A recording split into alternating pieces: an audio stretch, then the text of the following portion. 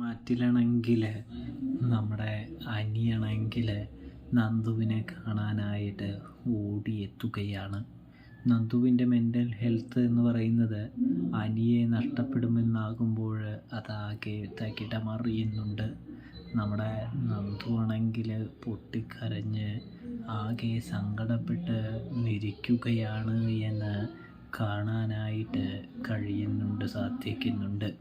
ആ അവസ്ഥയിലേക്ക് നമ്മുടെ അനി ഓടിച്ചെല്ലുന്നുണ്ട്.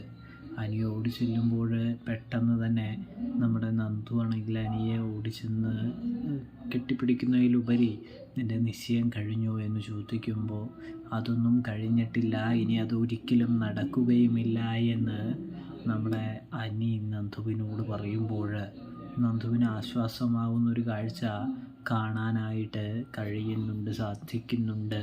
പ്രേക്ഷകരെ, പ്രിയ കൂട്ടുകാർ,